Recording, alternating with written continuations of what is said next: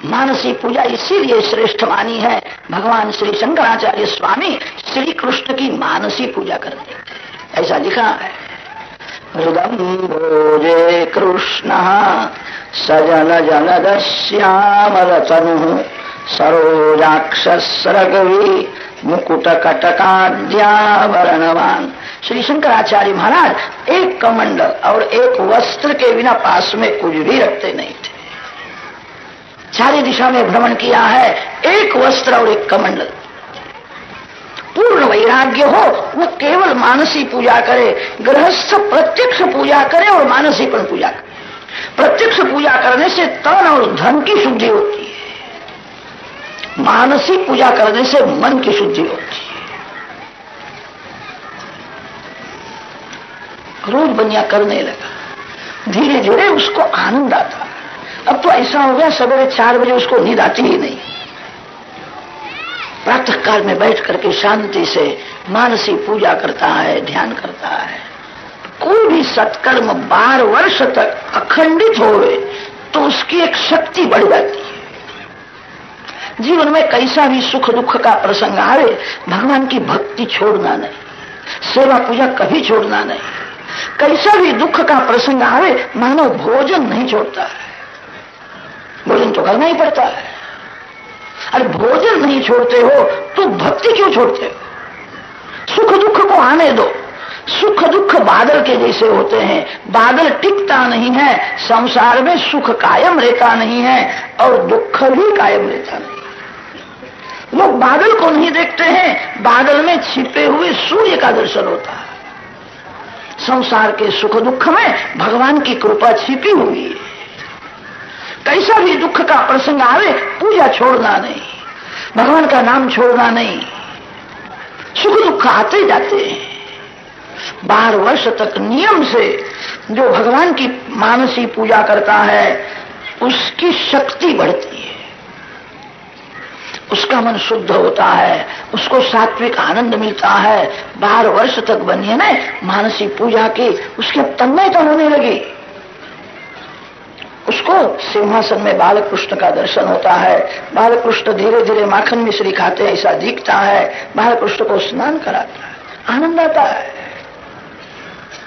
12 वर्ष हो गए थे। एक बार ऐसा हुआ, बालकृष्ण लाल की मानसी सेवा करने के लिए सवेरे बैठा था। आज थोड़ा विलंब हो गया है, उसका प्रेम में हृदय पिघला है। मेरे बालकृष्ण को भूख लगी है, विलंब हो गया। बालकृष्ण को मनाता है, आज विलंब हुआ, क्षमा करो, अभी मैं दूध ले आता हूं, आपको मैं अर्पण करता हूं। मन से दूध ले आया, मन से ही दूध को गर्म किया और मन से दूध में शक्कर डालने के लिए गया। उसको थोड़ी उतावल हो गई थी, उतावल में शक्कर डालने के लिए मेरी शक्कर ज्यादा गिर गई। तन्मयता में उसको सब दिखता था, दूध दिखता है, शक्कर दिखती है, सिंहासन में बालकृष्ण दिखते हैं, शक्कर ज्यादा गिर गई है। बड़ा कंजूस था, उसने विचार किया दूध में शक्कर ज्यादा गिर गई, दूध में से शक्कर निकाल लूं तो दूसरे किसी काम में आ जाएगी। वो दूध में से शक्कर को निकालने के लिए जाता है, और दूध नहीं है, शक्कर में कुछ भी नहीं है। उसको तो सब कुछ दिखता था। बालकृष्ण उसकी सेवा से प्रसन्न हुए थे। शक्कर निकालने के लिए जाता है, हाथ में कुछ आता नहीं है। बालकृष्ण हंसने लगे, तेरे जैसा तो तू ही है, तेरे जैसा मेरे को जगत में कोई मिला नहीं। एक पैसा खर्चता नहीं है, मन से पूजा करता है और दूध में शक्कर ज्यादा गिर जाती है अगर वो निकालने के लिए जाता है। बालकृष्ण घुटन के बल चलते हुए आए, उसका हाथ पकड़ लिया और बालकृष्ण ने कहा तेरे बाप का यहाँ क्या जाता है, ये तो मानसी पूजा करता है। तब वो सावधान हो गए। 12 वर्ष तक उसने सेवा की थी, फिर तो महान भगवत भक्त हुआ, उसका कल्याण हुआ। आप प्रातः काल में 4 से 5:30 तक का समय अतिशय पवित्र है। उस समय में शांति से पूजा करो, ध्यान करो, जप करो, प्रार्थना करो। आपका हृदय थोड़ा प्रेम में पिघलेगा, आंख में से 2 प्रेमाश्रु निकलेंगे, मन शुद्ध हो जाएगा। शुद्ध मन ऊपर संसार के सुख दुख की असर नहीं होती है। संतों को सुख मिलता है तो राजी नहीं होते, कदाच दुख का प्रसंग आवे तो नाराज नहीं होते, आने दो। दुख का भी वो स्वागत करते हैं। दुख पाप का विनाश करने के लिए आया है। प्रातः काल में भक्ति रस में जिसका मन तरबोल हो जाता है, उस मन के ऊपर संसार के सुख दुख की असर नहीं होती है। आप करके देखो, जीवन में सुख दुख के प्रसंग तो रोज आते हैं, सभी के जीवन में आते हैं। दुख की असर न होवे, इसीलिए भगवान ने अपने नाम में ऐसी शक्ति रखी है। भगवान के नाम का जिसको आनंद मिलता है, उस मन के ऊपर दुख की असर नहीं होती है। नाम में ऐसी दिव्य शक्ति है। भगवान स्वयं आनंद स्वरूप है। आप करके देखो, आपको अनुभव होगा। यही नंद महोत्सव का रहस्य है। तत आरभ्य नंदस्य व्रज सर्व समृद्धिमान हरे निवासात्म गुणैः रमा क्रीडम अभून्द्र। बहुत से संत प्रातः काल में नंद महोत्सव करते हैं।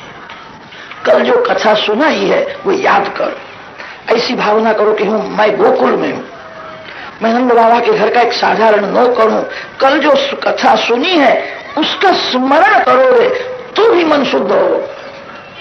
मानसी सेवा करो, ध्यान करो तो बहुत उत्तम है।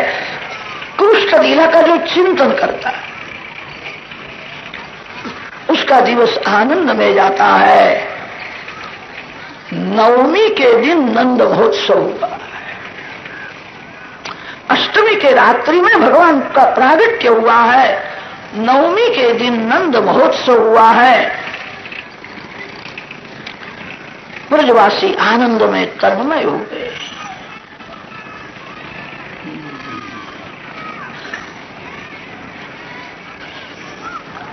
द्वादशी के दिन योगेश्वर शिव योगेश्वर श्री कृष्ण को मिलने के लिए आए। शिव योगीश्वर है और श्री कृष्ण योगेश्वर है। यत्र योगेश्वर कृष्ण, सनातन धर्म के दो अंग है, प्रवृत्ति और निवृत्ति। प्रवृत्ति धर्म श्री राम श्री कृष्ण बताते हैं और निवृत्ति धर्म शिव समझाते हैं। शिव निवृत्ति धर्म के आचार्य है। प्रवृत्ति छोड़ने की जरूर नहीं है, पाप छोड़ करके प्रवृत्ति करो। जो प्रवृत्ति छोड़ करके एकांत में बैठ करके ध्यान करता है, भगवान का आनंद लेता है, वो योगी है। संसार की प्रवृत्ति भी जो परमात्मा के लिए करता है, परमात्मा को साथ में रख के जो प्रवृत्ति करता है, उसकी प्रवृत्ति भी निवृत्ति है। साधारण मानव सर्वकाल भगवान की भक्ति नहीं कर सकता, दिन भर कोई मिठाई नहीं खा सकता। भक्ति रस अति मधुर रस है। दिन भर भक्ति करना बड़ा कठिन है। थोड़ी प्रवृत्ति करो, विवेक से प्रवृत्ति करो, पाप छोड़ करके प्रवृत्ति करो। प्रवृत्ति परमात्मा के लिए करो। प्रवृत्ति में भगवान को भूलना नहीं, भगवान को साथ में रख के प्रवृत्ति करो, आपको निवृत्ति का फल मिलेगा। श्री कृष्ण योगेश्वर है, शिव योगीश्वर है। बालकृष्णलाल जब प्रकट हुए हैं तब शंकर भगवान समाधि में थे। द्वादशी के दिन प्रातः काल में जागते हैं, शिव जी समझ गए परमात्मा प्रकट हो गए। शंकर भगवान ने विचार किया मैं वहां जाकर के दर्शन करूं। शिव जी महाराज दर्शन के लिए जाते हैं। शंकर भगवान के दो गण हैं, श्रृंगी और भृंगी। गणों ने शिव जी को कहा मैं हम आपके पीछे पीछे आवे। शास्त्रों में ऐसा लिखा है, भजन में, कीर्तन में, सत्संग में अनेक लोग आवे बराबर है, सभी का कल्याण होवे। ध्यान में, पूजा में, जप में अनेक जीवों का संग अच्छा नहीं होता है। सभी के संस्कार भिन्न भिन्न होते हैं, सभी का कर्म भिन्न भिन्न होता है। ध्यान एकांत में अकेले करो, पूजा प्रेम से एकांत में करो। दर्शन करने के लिए जाओ, अकेले जाओ। कोई साथ में होवे ना तो मार्ग में बातें बहुत होती है। साथ में कोई होवे तो दर्शन के समय में भी याद आता है, भाई मेरे साथ में कहां गया है। दर्शन का आनंद तो तभी मिलता है जो जगत का संबंध छोड़ता है। श्रृंगी भृंगी ने कहा हमको साथ में ले जाओ, शिव जी ने कहा मेरे साथ में आना नहीं, मैं एक अकेला ही जाऊंगा। श्रृंगी भृंगी ने कहा आपके दर्शन में ध्यान में हम विघ्न नहीं करेंगे, हमको साथ में ले जाओ।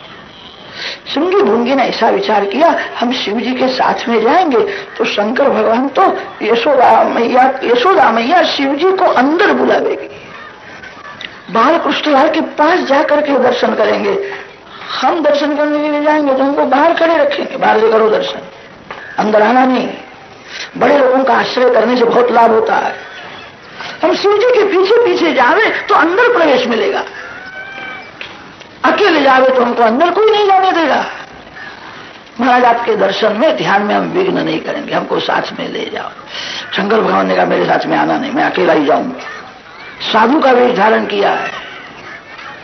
श्रृंगी भृंगी ने वंदन करके कहा आप हमको साथ में न ले जाओ तो पीछे से हम आवेंगे और गोकुल के सभी ब्रजवासियों के घर में जाकर के सभी को कहेंगे साधु महाराज ने शंकर भगवान आए, सभी को मैं कह दूंगा मिल जा कि ना ऐसा नहीं करना, मेरे साथ चलो, बोलना नहीं, किसी को देखना नहीं। मंदिर में अंधा बन करके मानव जावे, किसी का मुख देखना नहीं है, भगवान का दर्शन करना है। मंदिर में जाने का अर्थ यह होता है आंख भगवान को अर्पण करनी है, आंख किसी मानव को देनी नहीं है। कितने लोग पूछते हैं कल आप दर्शन में नहीं आए थे क्या, अब कल उसका मुख देखने के लिए तू वहां गया था क्या, तेरे को कैसी खबर पड़ी वो कल नहीं आया था। मंदिर में भगवान को आग देनी है, किसी मानव को आग देनी नहीं है। मंदिर में संसार व्यवहार की बातें करनी नहीं चाहिए। मंदिर में संसार की बातें जो करता है उसको पाप लगता है। मंदिर में भगवत वार्ता करो, मौन रखो, जप करो। शिव जी ने कहा बोलना नहीं, किसी को नजर देना नहीं, कि हम किसी को नजर नहीं देंगे, नहीं बोलेंगे। श्री कृष्ण गोविंद हरे मुरारे कीर्तन करते हुए आए हैं। यशोदा मैया के आंगन में भगवान शंकर प्रकट हुए। साधु के वेश में शिव जी महाराज आए हैं। जो ब्रह्म अलक्ष्य था, बड़े बड़े योगी महात्मा प्राणायाम प्रत्याहार करते हुए ब्रह्म दर्शन का प्रयत्न करते हैं तो भी ब्रह्म नहीं मिलता है। संत ब्रह्म को शोधने के लिए निकलते हैं, ब्रह्म कहाँ है। जो ब्रह्म अलक्ष्य है, जो अति दुर्लभ है, आज वो सभी के लिए सुलभ हो गया है। संत ब्रह्म को शोधते हैं। शिव जी साधु के वेश में आए हैं और शिव जी महाराज बोले हैं अलख निरंजन, अलख निरंजन। जो ब्रह्म अलक्ष्य था, जो अति दुर्लभ था, वो ब्रह्म आज सुलभ हो गया है, ब्रज में प्रकट हुआ है। यशोदा मैया ने सुना कोई साधु महाराज आए हैं, दासी को आज्ञा दी और दासी को कहा यह फल साधु महाराज को देना। साधु महाराज को कहना मेरे लाल को आशीर्वाद देवे। दासी फल लेकर के बाहर आई है। शिव जी की अर्धी आंख खुली है, अर्धी आंख बंद है। आंख खुली रखने से जगत दिखता है और आंख बंद रखने से कभी नींद भी आ जाती है। अर्धी आंख खुली है, अर्धी आंख बंद है। साधु की परीक्षा आंख से होती है, साधु की परीक्षा मन से होती है। संत भगवान को आंख से दूर नहीं जाने देते। 2-3 मिनट हो गए कि भगवान का दर्शन करते हैं। शिव जी महाराज ब्रह्मानंद में मस्त है। दासी ने आकर के कहा महाराज महाराज यशोदा मैया ने आपको ये फल दिए हैं, आप इसका स्वीकार करो, मेरे बाल कृष्ण को आशीर्वाद दो। शिव जी महाराज बराबर आंख खोलते नहीं हैं और शिव जी ने कहा ये फल लेने के लिए मैं साधु हुआ नहीं, मैं बाल कृष्ण का दर्शन करने के लिए साधु हुआ। मेरे गुरु ने मेरे को ऐसा कहा है, ब्रह्म तो गोकुल में है, मैंने ऐसा सुना है, मैं ब्रह्म दर्शन के लिए साधु हुआ हूं, मैं फल लेने के लिए नहीं आया। यशोदा मैया को कहना अपने बाल कृष्ण को लेकर के बाहर आवे, मेरे को दर्शन करना है। दासी अंदर जाती है और दासी ने यशोदा जी को कहा मैया वो साधु महाराज कुछ लेते नहीं है, वो कहते हैं ब्रह्म गोकुल में प्रकट हो गया है, मैं ब्रह्म को शोधने के लिए निकला हूं। उनके गुरु ने कुछ कहा है, परमात्मा गोकुल में प्रकट हुए। मैं श्री कृष्ण दर्शन करने के लिए साधु हुआ हूं, ये फल लेने के लिए मैं नहीं आया। यशोदा मैया अपने बाल कृष्ण को लेकर के बाहर आ गए, मेरे को दर्शन करना है। यशोदा जी को आश्चर्य होता है, मेरे यहां बालक हुआ, ये साधु महाराज को किसने खबर दी? तो ऐसा कहते हैं इनके गुरु ने कुछ कहा है, परमात्मा तो गोकुल में है। यशोदा मैया ने विचार कौन आया है, बारी में से यशोदा मैया देखती है, भगवान शंकर खड़े थे। कैसा तेज है, कैसी उनकी जटाएं हैं, ये तो साधु महाराज शंकर भगवान के जैसे लगते। यशोदा मैया हाथ जोड़ती है, वारंवार वंदन करती है, महाराज आप कोई महान पुरुष हो, हम तो संसार में फंसे हुए हैं, मैं आपको क्या पहचानूं, आप कोई बड़े महान पुरुष लगते हो। आप जो मांगो सो मैं भिक्षा दूंगी, आपको कमंडल दूंगी, आपको मैं कंबल दूंगी। गृहस्थ के घर में साधु जावे, गृहस्थ जो देवे वो लेना चाहिए, हट करना ठीक नहीं। बालकृष्ण को मैं बाहर नहीं निकालू। महाराज आपके गले में सर्प है, कदाच मेरा कन्हैया डर जाएगा, उसको भय लगेगा, मैं लाला को बाहर नहीं लाऊं। शिव जी ने स्मित हास्य किया और शिव जी ने कहा, मैया ये तो देवों का देव है, यही संतों का सर्वस्व है, यही शिव जी का धर्म है। मैया तेरा कन्हैया काल का भी काल है, देव देव न को, इसको डर नहीं लगेगा, मेरे को देख करके प्रसन्न होगा, काल का भी काल है। यशोदा मैया बहुत कम पढ़ी लिखी थी। यशोदा मैया ने कहा, आप क्या बोलते, काल का काल क्या होता है, मैं कुछ समझती नहीं। महाराज आप क्या बोलते हो, कन्हैया मेरा बालक है, मैं उसकी मां हूं, इतना ही मैं जानती, मैं कुछ समझती नहीं, आप क्या बोलते हो, मेरा कन्हैया बहुत कोमल है, हट न करो। मैया तेरा कन्हैया मेरे को पहचानता है, मेरे को देख करके बहुत प्रसन्न होगा। यशोदा जी ने कहा, महाराज आप क्या बोलते हो, 4-5 दिवस का बालक आपको कैसा पहचाने, मैं आपको नहीं पहचानती, मैंने कभी आपको नहीं देखा है, कि कन्हैया मेरे को पहचानता है, मेरे को देख करके बहुत राजी हो जाएगा। यशोदा जी ने कहा, महाराज हट न करो, मैं बाहर नहीं लाऊं। शिव जी ने कहा, मैया बालकृष्ण का दर्शन किए बिना मैं पानी भी पीने वाला नहीं हूं, मैं यहीं बैठा रहूंगा, मैं 12 वर्ष की अब समाधि लगाता हूं। नंदगांव में आज भी आसेश्वर महादेव का मंदिर है, श्री कृष्ण दर्शन की आशा से बैठा, कन्हैया बाहर आएगा मैं दर्शन करूं, इसलिए उनका नाम आसेश्वर महादेव हुआ। शिव जी ने कहा, यहां बैठ करके मैं समाधि लगूंगा, 12 वर्ष की मेरी समाधि होगी। यशोदा मैया को भय लगता, ये साधु कह रहे हैं 12 वर्ष मेरे आंगन में बैठने वाला है, बालकृष्ण का दर्शन किए बिना मैं पानी भी नहीं पीऊं। शिव जी महाराज ध्यान करने लगे। परमात्मा का जो ध्यान करता है, जहां होवे वहां भगवान प्रकट हो जाते हैं। जड़ वस्तु का ध्यान करने से कोई लाभ नहीं है, ध्यान चेतन का करो। जड़ उसको कहते हैं जो एक ठिकाने है और एक ठिकाने नहीं है, जो व्याप्य है वह जड़ है और जो व्यापक है वह चेतन है। श्री कृष्ण तो चेतन है, जड़ वस्तु का ध्यान करने से लाभ नहीं है। किसी को प्यास लगी हो और पानी पानी पानी रटन करे, पानी का ध्यान करे तो पानी आपके पास नहीं आवेगा, पानी तो जड़ है। आप जहां बैठ करके श्री कृष्ण का ध्यान करो, स्मरण करो, आप जहां बैठे हो वहां भगवान प्रकट हो जाएंगे। भगवान व्यापक है। शिव जी महाराज के हृदय में बालकृष्ण प्रकट हुए। यशोदा मैया का कन्हैया रोने लगा है, मेरे लाला को क्या होता है। यशोदा मैया स्तनपान कराती है, हाथ में खिलौना देती है, खिलौना फेंक देता है।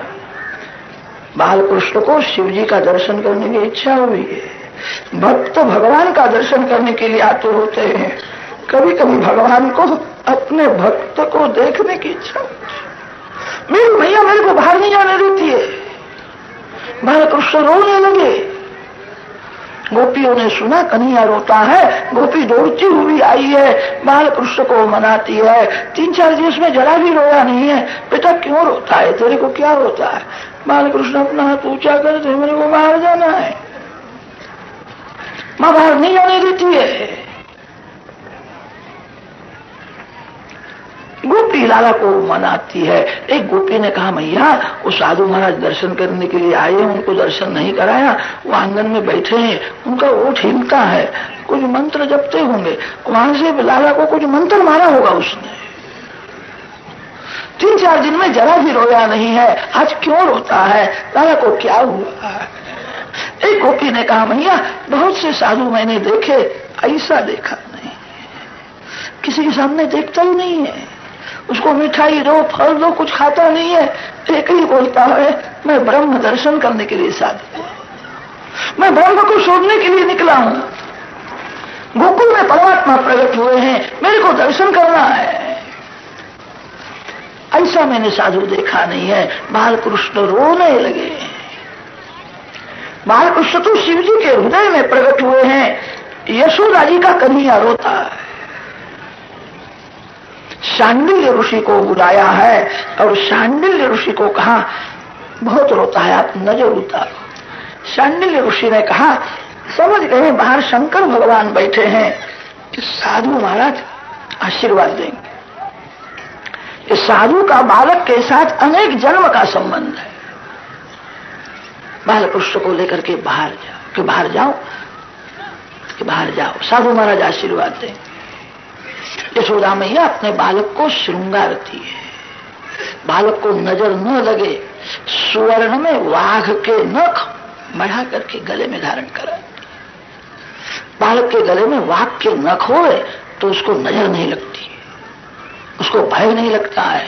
बालक का सुंदर श्रृंगार किया, पीला झबला पहनाया है, सोने का कंदोरा है, हाथ में रत्न की कड़ी है, अति सुंदर श्री कृष्ण के बाल है, कान में कुंडल है, आंख में प्रेम भरा हुआ है। यशोदा मैया ने विचार किया, बाहर जाना ठीक नहीं है, दरवाजे तक मैं जाऊंगी। और साधु ये भगवान प्रकट हुए। 15-20 दिन तक जो वृंदावन में रहता है, भक्ति करता है, सभी स्वरूप के दर्शन होते हैं। प्रधान दर्शन बांके बिहारी लाल का। मंदिर में ऐसी मर्यादा है, 3-4 मिनट होवे कि पर्दा आता है, किसी को नजर स्थिर नहीं करने देते, भगवान को नजर लगती है,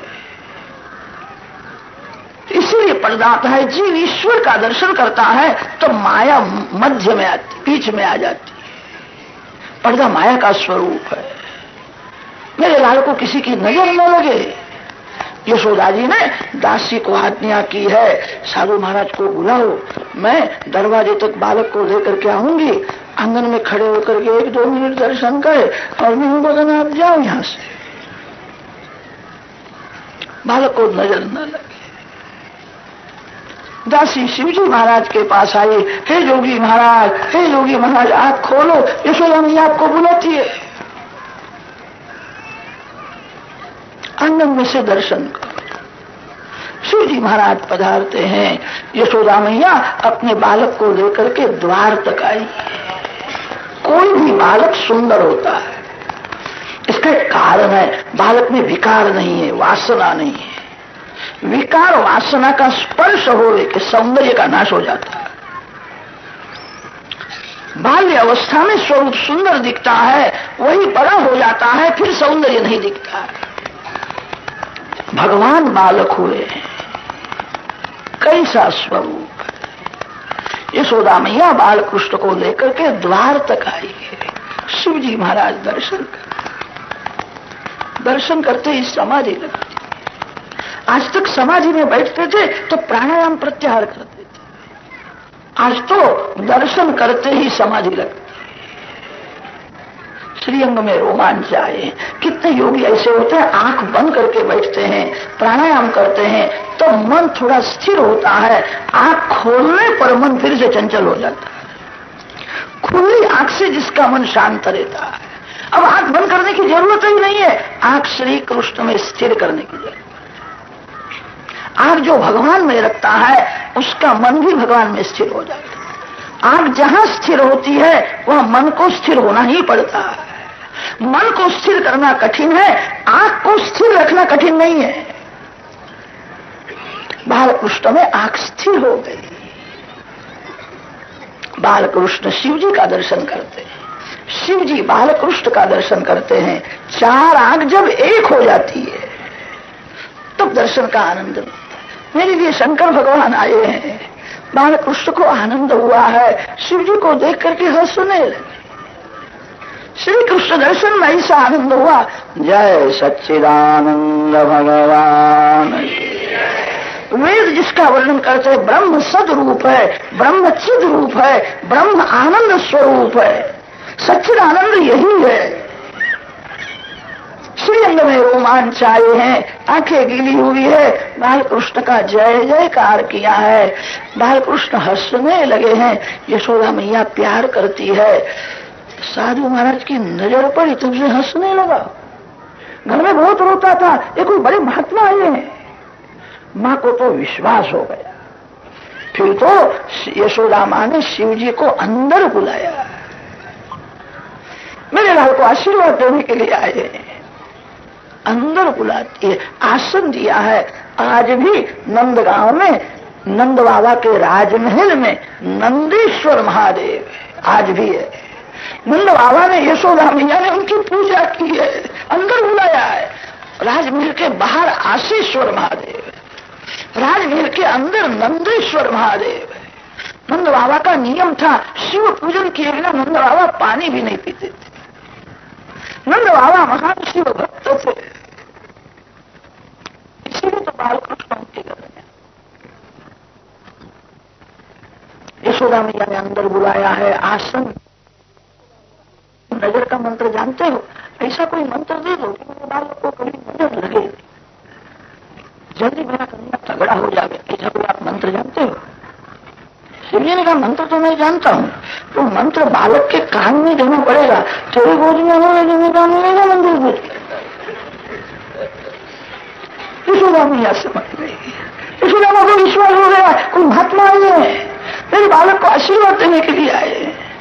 उनके गोद में बालकृष्ण, बालकृष्ण शिव जी के गोद में आए। जहां गोद में आए शिव जी को समाधि लगती, बालकृष्ण शिव जी को सावधान करते। शिव जी ने आशीर्वाद दिया है, मैया किसी की भी नजर नहीं लगेगी। कोई राक्षस आवे कि राक्षसी आवे, कन्या का बाल बाका होगा नहीं। इसके साथ जो बहुत प्रेम करेगा वह तो सुखी होगा, इसके साथ जो वैर करेगा उसका विनाश हो जाएगा। ये बड़ा राजा होने वाला है, सोने की नगरी बनावेगा। भैया यह बालक 16,000 रानियों का पति होने वाला है। यशोदा मैया ने सुनी, क्या बोलते हो महाराज, 1-2 लगन हो जाए तो भी बहुत है, आप कहते 16,000 रानियों का पति होने वाला है। कितनी स्त्रियां पति के साथ भी कपट करती है, पति को त्रास देती है।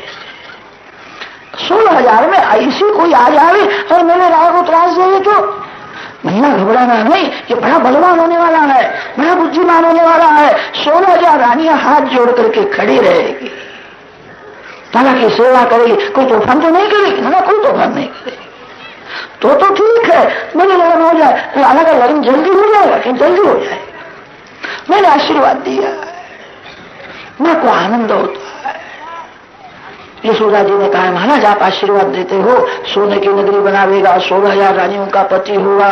हम दोनों की वृद्धावस्था है, वृद्धावस्था में बालक आया, मेरा कन्हैया राजा हो तो मैं देखूंगी कि मेरा शरीर पढ़ने के बाद ही होगा कि मेरे सामने होने वाला।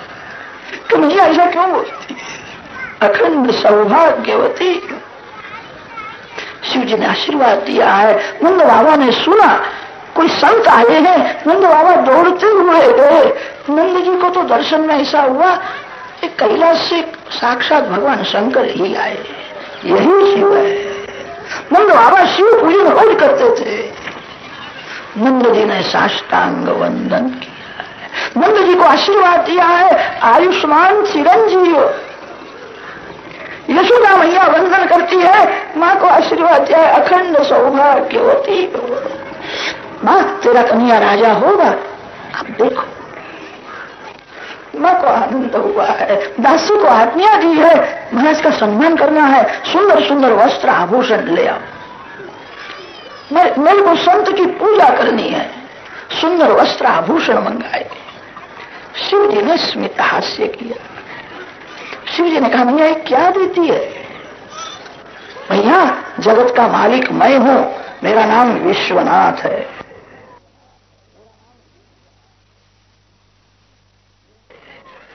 जगत को देने वाला मैं हूं, मैंने ही जगत को दिया है।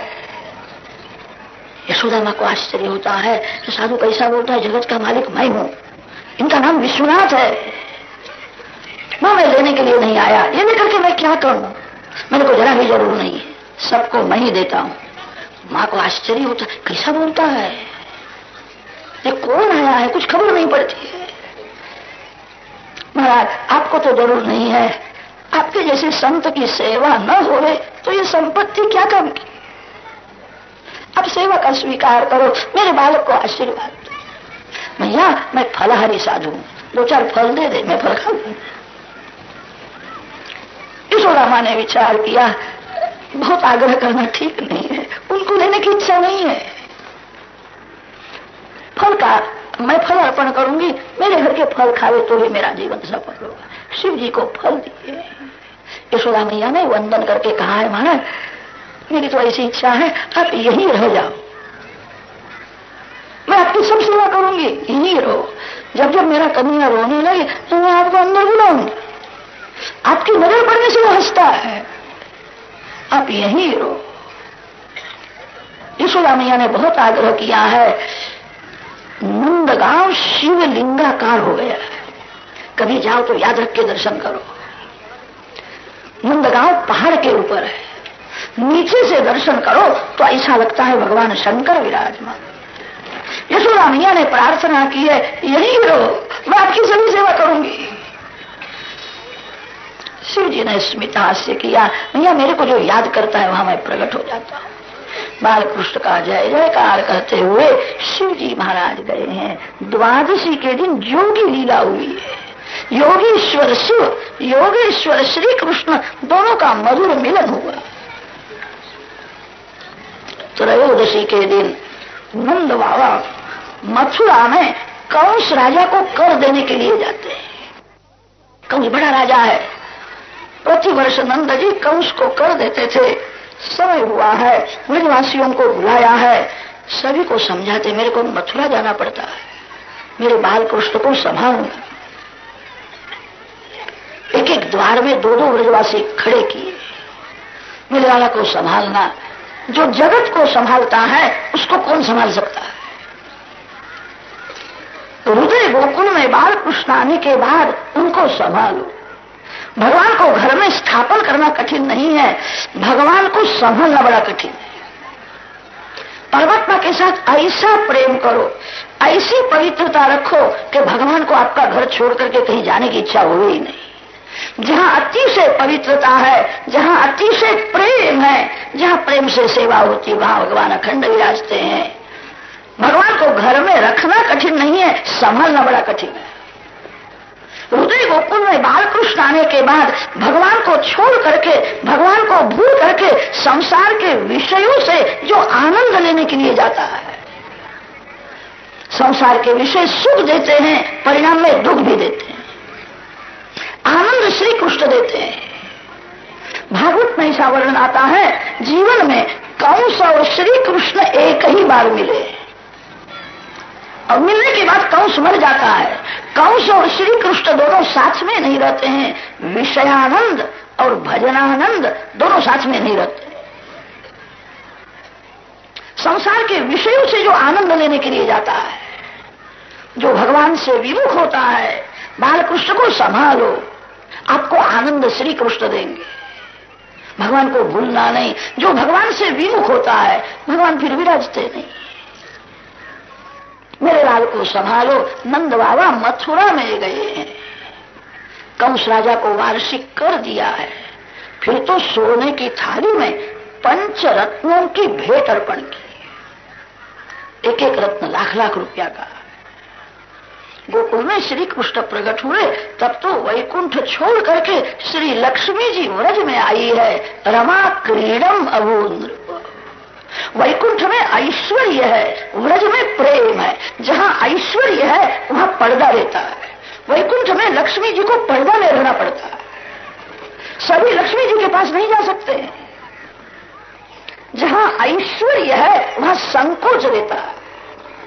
जहाँ प्रेम है वहाँ पर्दा नहीं है। जहाँ प्रेम है वहाँ संकोच नहीं है। व्रज भूमि प्रेम भूमि है। लक्ष्मी जी वैकुंठ छोड़ करके व्रज में आई है। नंद बाबा के घर में आई है। नंद यशोदा रोज लुटाते थे, घर भरा हुआ ही रहता। सोने की थाली में पंचरत्नों की भेंट अर्पण की है। एक एक रत्न लाख लाख रुपया का दिखता है। कंस ने देखा है, बड़ा प्रसन्न हुआ। एक एक रत्न लाख रुपया का दिखता है। सोने की थाली है, बाबा इतनी बड़ी भारी भेंट क्यों देते हो? नंद जी ने हाथ जोड़ करके कहा है, इस वृद्धावस्था में आप सभी के आशीर्वाद से मेरे यहाँ बालक हुआ। मेरे लाल को आशीर्वाद। कंस जानता नहीं है नंद बाबा का जो बाल है वही मेरा काल है। कंस जानता नहीं था कि बाबा आपके यहाँ बालक हुआ है कि मेरे यहाँ बालक। इस वृद्धावस्था में आपके यहाँ बालक हुए ऐसी मेरे को आशा नहीं थी। नंद जी ने कहा, मैंने भी आशा छोड़ दी थी। ये व्रजवासियों के बहुत उपकार है। मेरे लिए अनेक देवों की पूजा की, अनेक देवों को मनौती रखी, सभी के आशीर्वाद से हुआ। कंस ने कहा, बाबा मेरे को आनंद होता है आपके यहाँ बालक हुआ है। आपके यहाँ आकर के बालक के साथ खेलना चाहिए। इतना बड़ा राज मेरे हाथ में है, अभी तो मैं नहीं आ सकता। मैं यहीं से बाल कृष्ण को आशीर्वाद देता हूँ। आपका कन्हैया मार्कंडायु होवे, सुखी होवे। आपका कन्हैया बड़ा राजा होवे। बाबा मेरा हृदय का आशीर्वाद है, कन्हैया का कोई शत्रु हो तो जल्दी जल करके खाक हो जाए। वो जानता नहीं उसके शत्रु कौन है। ईश्वर वह है, शत्रु जिसको आशीर्वाद देते हैं। बालकृष्ण प्रकट हुए तब देव ऋषि श्री कृष्ण का जय जयकार करे तो क्या आश्चर्य है। बालकृष्ण प्रकट हुए हैं, कंस राजा ने सुना तो कंस राजा भी बालकृष्ण लाल जय जयकार करने लगा। उसको बहुत भेंट मिली और राजी हो गया, जय जयकार करता है। नंद बाबा वसुदेव जी को मिलने के लिए आए। वसुदेव उपश्रुत्य भ्रातरम नंदमागतम। श्री कृष्ण प्रकट होने के बाद वसुदेव और नंद जी का यह प्रथम मिलन है। कोई भी मित्र आपको मिलने के लिए आवे, अपने सुख की बातें न करो, अपनी संपत्ति की मान बढ़ाई की बातें न करो। जो मिलने के लिए आया उसको क्या दुख है। दुखी के साथ अपने सुख की बातें करना योग्य नहीं है। दुखी को आश्वासन दो, भगवान कृपा करेंगे, आप सुखी हो जाओगे, आपके ऊपर कृपा होगी। नंद बाबा ने वसुदेव जी को अपने सुख की बातें नहीं की। मेरे यहाँ पुत्र हुआ, लोगों ने बड़ा भारी उत्सव किया, हमको बहुत भेंट दी, ऐसा कुछ भी बोलते नहीं। वसुदेव जी आज दुखी है, उनके साथ अपने सुख की बातें करना योग्य नहीं। नंद बाबा बहुत विवेक से बोलते हैं, ये कंस दुष्ट है, आपके पीछे पड़ा है, बिना कारण आपको त्रास देता है, भगवान उसको सजा करेंगे, आपके ऊपर कृपा होगी, आप सुखी हो जाओ। मेरे को दुख होता है, आपके बालकों को मारता है। मैंने सुना इस समय आपके यहाँ किसी कन्या का जन्म हुआ था, वो कन्या को मारने के लिए आया। लोगों ने मेरे को ऐसा कहा, वो कन्या बड़ी देवी हो गई। मैंने ऐसा सुना है। वसुदेव जी ने कहा, मैंने पूर्व जन्म में बहुत पाप किया है, इसीलिए मेरे बालक मर जाते। बाबा मैंने जब सुना आपके यहाँ बालक है आया है, तब से मैंने निश्चय किया है नंद बाबा के घर में जो बालक है वो मेरा ही बालक है। नंद बाबा बड़े भोले हैं, सभी को हाथ जोड़ करके कहते थे, मैं तो नाम का पिता हूं, कन्हैया आपका बालक है, आपके आशीर्वाद से हुआ है, आप ही उसके पिता हो। नंद जी ने विचार किया, वसुदेव जी पुत्र वियोग में दुखी है, मेरा उनका बहुत दिन से स्नेह संबंध है, मेरे कन्हैया को अपना बालक माने तो मेरे को क्या हर्ज है। नंद बाबा ने सरलता से कह दिया, कन्हैया आपका बालक है। वसुदेव जी मन में बोले हैं, मेरा ही बालक है, आपका नहीं। रात्रि में मैं आया था, आप सब सोए हुए थे, मैंने अपना बालक आपके घर में रखा। बाबा मैं रहता हूँ मथुरा में, मेरा मन गोकुल में, आपके घर में ही मेरा मन रहता। मेरे को बाल कृष्ण की बहुत चिंता होती है। लाला को संभाल, अब बाहर घूमना अच्छा नहीं है, जल्दी घर में जाओ। मेरे को ऐसा दिखता है कोई राक्षसी आवेगी, मेरे जीवन में अनेक दुख के प्रसंग आए हैं, कोई विपत्ति आने वाली हो तो मेरे को अंदर से खबर पड़ जाती है। मेरे को ऐसा दिखता है कोई राक्षसी आकर के बालक को त्रास देगा। अब बाहर घूमते हो ठीक नहीं है, जल्दी घर में जाओ, बाल कृष्ण को संभालो। नंद जी ने कहा, मैं क्या संभालू, वृद्धावस्था में परमात्मा ने मेरे को पुत्र दिया है, मेरे नारायण बालक को संभाले कि नारायण को संभालेंगे, आपको सावधान रहना है, जल्दी घर में जाओ। नंद जी ने कहा, जल्दी तो कैसा, जो आज ही मैं मथुरा में आया हूं, बाजार में जाना है, हमारा गोकुल गांव तो छोटा सा है, हमारे गांव में कुछ मिलता ही नहीं है, बाजार में जाकर के थोड़े खिलौने ले आऊं, बाल कृष्ण के लिए खिलौने ले जाऊंगा, मेरा बाल कृष्ण राजी हो। अब जहां जाओ आपके भगवान को साथ में ले जाओ, अकेले जाना नहीं। आपके भगवान की पूजा किए बिना आपको भोजन भाता हो तो मानना मेरी भक्ति सच्ची नहीं है। परमात्मा की सेवा पूजा किए बिना आपको खाने की इच्छा क्यों होती है। जहां जाओ वहां भगवान को साथ में ले जाओ। बहुत से लोग रुपया साथ में ले जाते हैं, पैसा से सुख मिलेगा, शांति नहीं मिलेगी। जहां जाओ वहां भगवान को साथ में रखो। 2-3 मिनट हो गए कि भगवान का दर्शन करो। कदाच आप साथ में न ले जाओ तो जिस दिन प्रत्यक्ष पूजा न होवे उस दिन मानसी सेवा ज्यादा करो, भगवान के नाम का जप ज्यादा करो। बाहर गांव से घर में जाओ तो भगवान के लिए कोई फल ले जाओ, कोई सुंदर कापड़ ले जाओ। ऐसा करने से भक्ति बढ़ती है, ऐसा करने की जरूरत है। बाहर गांव से जब घर में जाते हो भगवान के लिए क्या ले जाते हो। बहुत से लोग बच्चों के लिए मिठाई ले जाते हैं। कितने लोग बड़े चतुर होते हैं, पत्नी को प्रसन्न करने के लिए सुंदर साड़ी भी ले जाते हैं। शास्त्रों में ऐसा लिखा है, घर के लोग दुखी न होए इसकी चिंता रखना योग्य है। किसी स्त्री को, किसी पुरुष को खुश करने से क्या लाभ है। स्त्री के पास क्या है, पुरुष के पास क्या है, आपको क्या देगा। ये जीव दुष्ट है। आप कपड़ा देते हो, पैसा देते हो, तब तक तो प्रेम बतावेगा, और किसी समय न दो तो आज तक जो दिया था सब कुछ भूल जाएगा। मित्र ही शत्रु हो जाता है।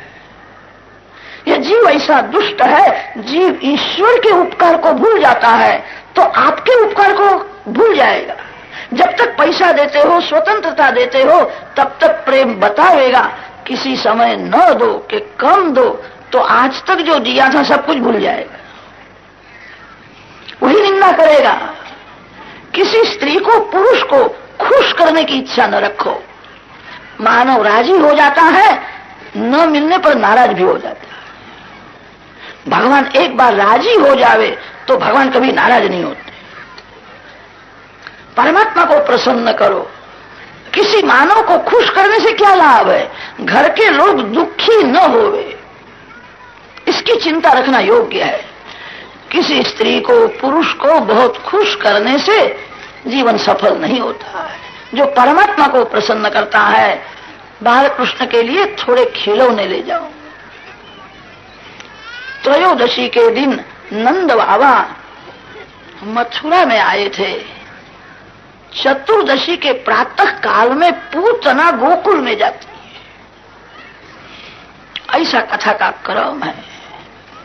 तां केशबन्धं व्यतिशक्तमल्लिकाम् बृहन्नितम्बस्तनकृच्छ्रमध्यमाम् सुवास्य संकम्पितकर्णभूषण त्रिशोल्लसत्कुन्तलमण्डिताननाम्।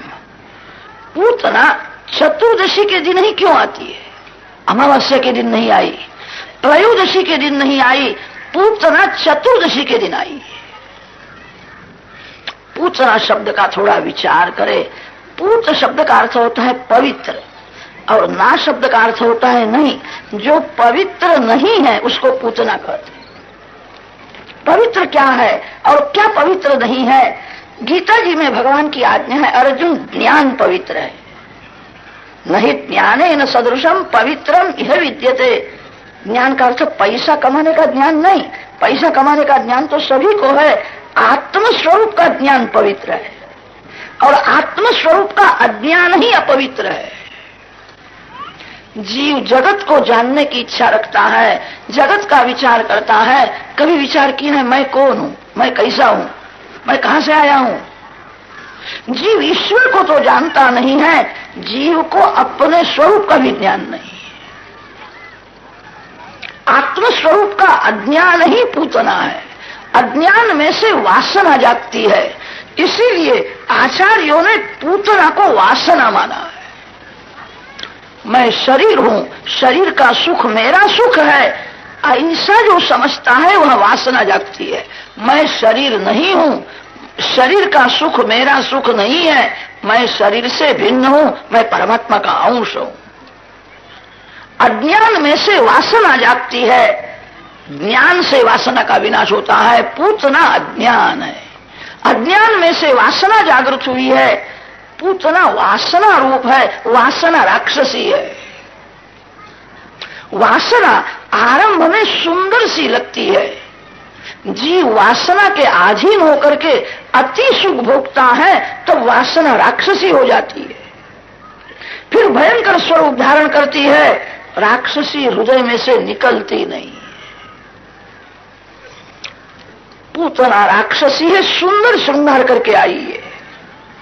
उसके कपड़े श्रृंगार देख करके तो ब्रजवासियों को भी मोह हुआ है, कैसी सुंदर स्त्री है।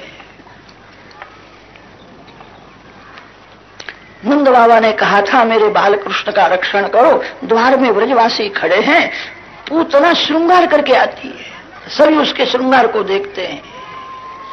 सौंदर्य का जहां मोह होता है वहां ज्ञान टिकता नहीं। सौंदर्य का जहां मोह होता है वहां विवेक बह जाता है।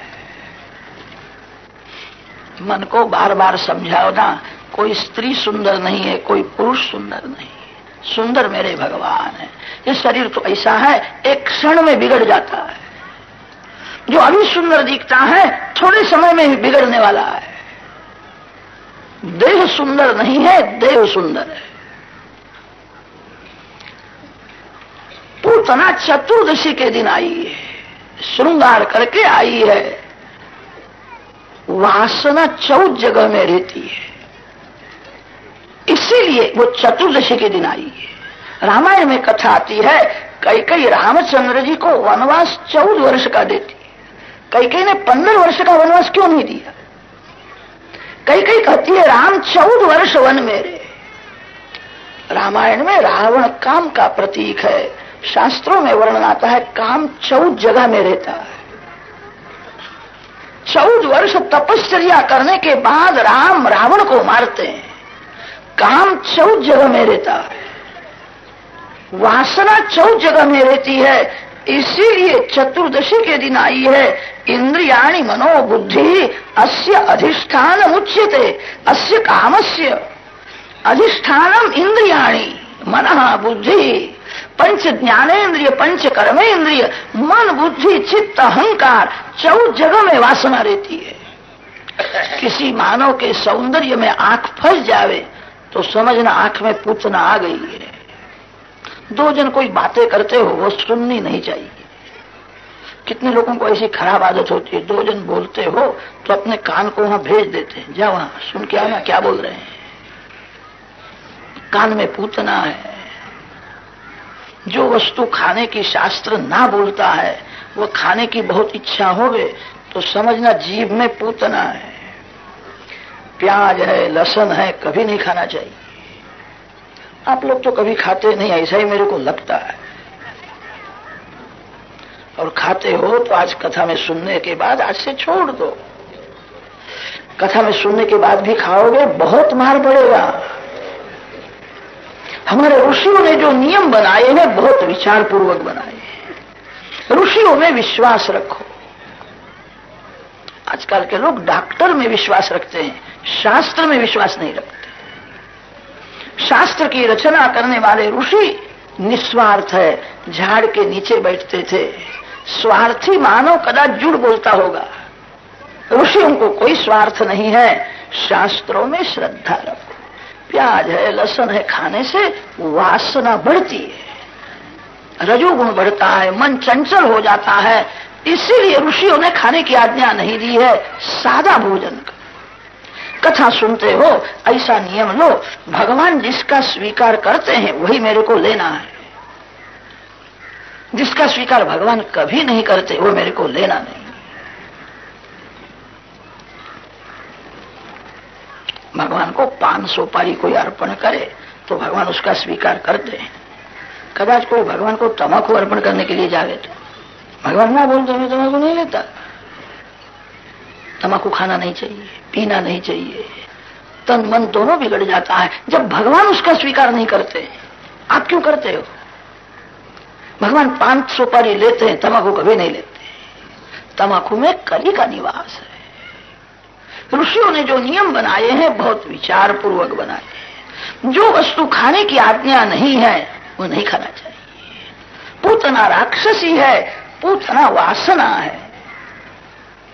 चतुर्दशी के दिन आती है, सुंदर श्रृंगार करके आई है। सभी लोग पूतना का श्रृंगार देखते हैं, कैसी सुंदर है। किसी ने उसको पूछा नहीं तू कौन है, अंदर क्यों जाती है। सभी को नंद बाबा की आज्ञा थी मेरे बालकृष्ण को संभालना है। द्वार में खड़े थे, खड़े खड़े जो देखते हैं कैसी सुंदर स्त्री है, कोई बड़े घर की लगती है, इसको पूछने से इसका अपमान हो जाएगा, पूछना ठीक नहीं है। सभी ताकते हैं। चर्म चक्षु चामड़ी को ही देखती है, चामड़ी का ही मोह होता है। बाहर जो आंख है उसको चर्म चक्षु कहते हैं, अंदर जो आंख है उसका नाम ज्ञान चक्षु है। जगत के स्त्री पुरुषों को अंदर की आंख से देखो, बाहर की आंख चामड़ी को ही देखती है, चामड़ी का ही मोह हो जाता है। ब्रजवासियों को भी मोह हुआ है, कैसी सुंदर है, कोई उसको पूछता नहीं है, रोकता नहीं है, पूतना अंदर जाती है। यशोदा जी को पूतना ने कहा है मथुरा में रहने वाले एक बड़े पंडित के घर की मैं पत्नी, मैंने सुना वृद्धावस्था में तेरे यहाँ पुत्र हुआ है, तेरे बालक को मैं आशीर्वाद देने के लिए आई। यशोदा मैया बड़ी भोली है। यशोदा मैया ने विचार किया वो बड़ी पंडितानी आई है, मेरे लाला को आशीर्वाद देने के लिए आई है। यशोदा मैया ने तो उसको आसन दिया, आसन में बैठा करके उसकी पूजा की। बड़ी पंडितानी आई है, झूठ बोलती है। यशोदा मैया कभी झूठ बोलती नहीं थी। यशोदा मैया ऐसा समझती सभी लोग सत्य ही बोलते हैं, उतना झूठ बोलती है। यशोदा मैया ने विश्वास रखा है, पूतना को मान दिया है, पूतना को अंदर ले जाती है। पालने में बाल कृष्ण विराजमान है। पूतना जहां आई बाल कृष्ण ने आंख बंद कर ली। विबुध्यतां बालकमालिकाग्रहम् चराचरात्मा सनिमीलिते क्षणः अनन्तमारोपयदङ्कमन्तकम् यथोरगं सुप्तमबुद्धिरज्जुधीः। पूतना आती है तो बाल कृष्ण आंख बंद करते हैं। जगत को उपदेश दिया है पूतना आवे तब आंख बंद करो। पूतना तन को श्रृंगार करके आई है, उसका शरीर सुंदर है, उसका मन मलिन है, जिसका मन मलिन है उसको आंख देना नहीं। आप जिसको आंख देते हो वो आंख में से आपके मन में आता है। आंख देना तो विचार करो, मैं किसको आंख देता हूं, कैसे भाव से आंख देता हूं। जिसका मन मलिन है उसको नहीं देखना चाहिए। पूतना तन को श्रृंगार करके आई है, पूतना का मन बहुत बिगड़ा हुआ है, इसीलिए बालकृष्ण उसको आंख नहीं देते हैं। भगवान नजर देवे ऐसी इच्छा हो तो मन को शुद्ध करो, मन को श्रृंगार करके भगवान के सामने जाओ। मानव दर्शन करने के लिए जाता है, कपड़ा बदलता है, तन को श्रृंगारता है। भगवान किसी के तन को नहीं देखते, कपड़े को नहीं देखते हैं। सुदामदेव द्वारकानाथ को मिलने के लिए गए, फटे हुए कपड़े थे, मलिन कपड़े थे। सुदामदेव का हृदय शुद्ध था। भगवान कपड़े को नहीं देखते हैं, भगवान किसी के शरीर को नहीं देखते हैं, भगवान उसी को नजर देते हैं जो अपने मन को श्रृंगारता है। मन शुद्ध करके जो भगवान के पास जाता है उसी को भगवान नजर देते हैं। पूतना तन को श्रृंगार करके आई है, पूतना का मन बहुत बिगड़ा हुआ है। जिसका मन बहुत बिगड़ा हुआ है उसको आंख देना नहीं। जिसको आप आंख देते हो वो आंख में से आपके मन में आता है। आंख दो तो विचार करके दो, मैं किसको आंख देता हूं, किस भाव से आंख देता हूं। पुत्र आती है तो बाल कृष्ण आंख बंद करते हैं। चराचरात्मा स निमीलिते क्षण, निमीलिते ईक्षण यस्य सः निमीलिते क्षण। पूछना आई तब आंख बंद करते हैं। एक संत ने वर्णन किया है, बालकृष्ण आंख बंद करते, इसका कारण दूसरा है। पूतना जब आई तो बालकृष्ण विचार करने लगे, इसने ऐसा कौन सा पुण्य किया है मेरे पास आती है। इस जन्म में तो इसने बहुत पाप किया है। परमात्मा के पास जाना बड़ा कठिन है।